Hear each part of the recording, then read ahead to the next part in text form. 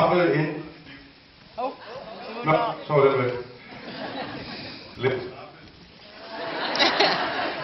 Hallo. Jeg håber ikke, der er tekniske problemer i filmen også.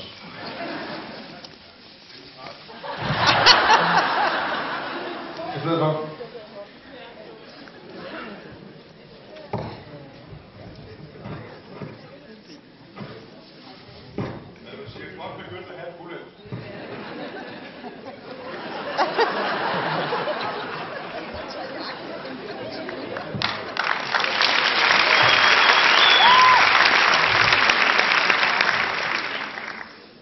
Les Miserable ændrede mit liv.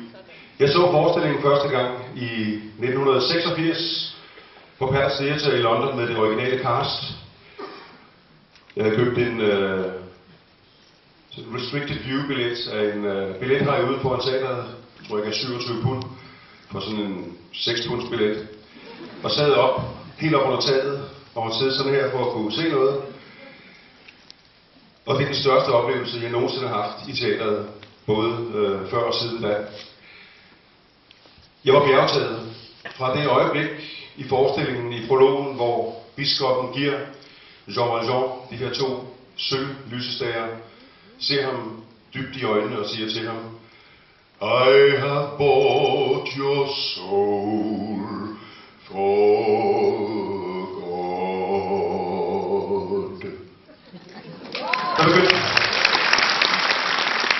Der kunne jeg mærke, at tårerne begyndte at pible ud af øjnene på mig. Og så tror jeg, at jeg græd mere eller mindre kontinuerligt de næste 3 timer. Jeg var fuldstændig lamslået over, hvad den musical kunne gøre. Og jeg kan huske det eneste, jeg tænkte på, da jeg gik ud af teateret. Det var, det vil jeg. Den forestilling vil jeg være med i, hvis der er nogen som helst mulighed for det.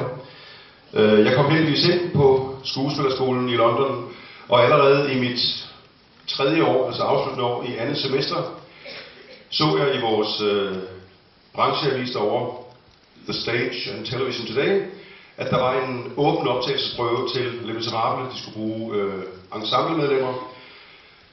Så jeg meldte mig under fanerne, og på det tidspunkt havde jeg kun 2 sange, musical-sange, jeg synes, jeg kunne synge godt nok, nemlig Anthem fra Chess og Bring Him Home fra Les Miserable. Jeg havde min teateragent, fået strenge pålæg på, at jeg skulle ikke synge noget fra forestillingen. Fordi det havde de meget klare forventninger om, hvad det skulle lyde. Det skulle man ikke gøre. Det var altid det bedste råd, man kunne give. Ikke synge noget fra selve forestillingen. Det virker også som lidt anmeldelsende. Og så ville skæbnen, at lige før mig i den her åbne optagelsesprøve, var der en svensker, der sang Anthem. Og han sang den eddermame godt. Så jeg tænkte, den synger jeg altså ikke. Så jeg nødt til at synge Bring Him Home, og jeg havde lært den i en toneart, som det vidste ikke. På det tidspunkt lå 2 toner under show-tonearten. Jeg synes, den var høj nok endda. Men jeg fik sunget den her igennem med lungerne hængende ude af munden, og så siger dirigenten til mig: kunne du tænke dig at prøve at synge den i show-tonearten? Ja, tænkte det. Så satte den 2 toner op, og så døde jeg. Men det må jeg synes, det var godt nok, for jeg blev kaldt tilbage 3-4 gange, og endelig langt om længe fik jeg tilbudt en plads i koret, og startede prøverne i maj 1990, faktisk 3 måneder før jeg skulle være færdig på skuespillerskolen.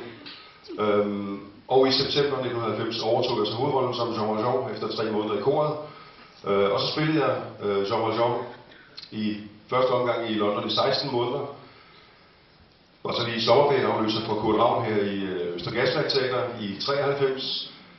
Og i løbet af årene har jeg altså, som Jonas nævnte, spillet forestillingen. Jeg har spillet forestillingen langt over 1500 gange. Jeg har spillet Valjean lidt over det. Helt nøjagtigt 1478 gange. Og jeg kan også godt afsløre, at jeg faktisk kommer over de 1500 forestillinger som Jean Valjean her til næste år, hvor jeg skal spille rollen igen på Aarhus Teater.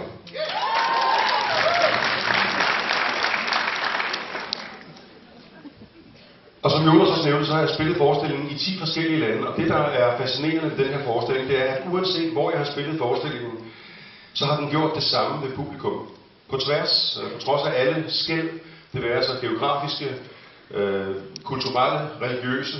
Folk reagerer på samme måde på den her musical over hele verden. Og det er fordi, Det er en universel historie, og det er en fantastisk historie. Og selv efter at have sunget forestillingen så mange gange, og spillet forestillingen så mange gange, så føler jeg stadigvæk, at det er verdens bedste musical. Så der er ikke noget at sige til, at jeg har glædet mig utrolig meget til den her film. Det har jeg måske allerede researchet lidt, men det I skal vide om filmen, det er, at den er indspillet på en helt speciel måde.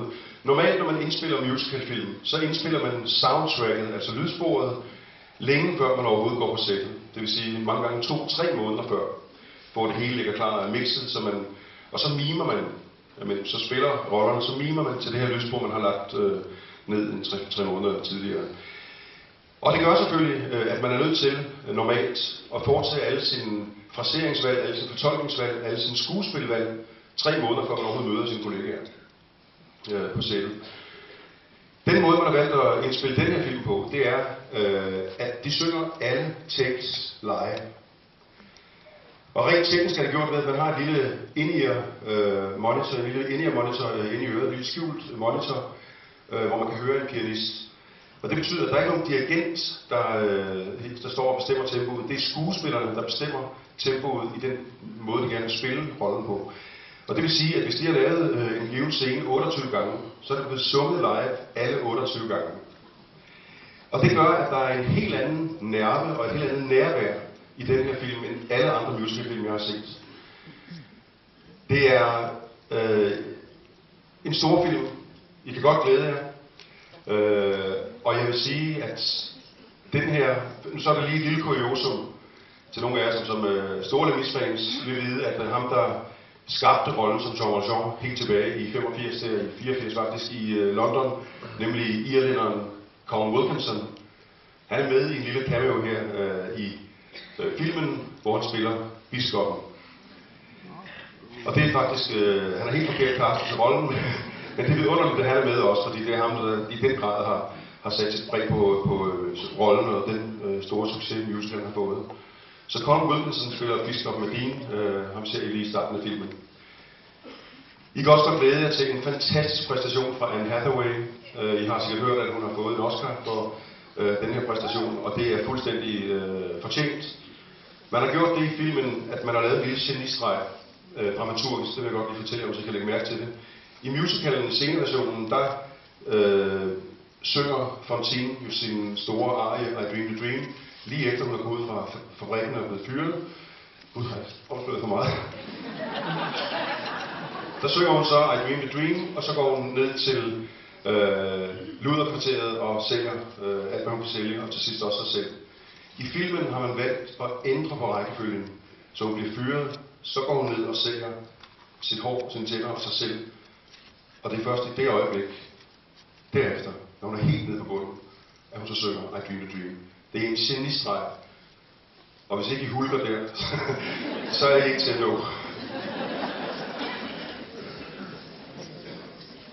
I kan glæde jer til en oplevelse ud over det sædvanlige. Jeg har allerede set filmen en gang, jeg glæder mig til at skulle se den igen. Det er en stor film, og den fortjener alle de nomineringer, den har fået. Så god fornøjelse, som vi siger i branchen med Lemis.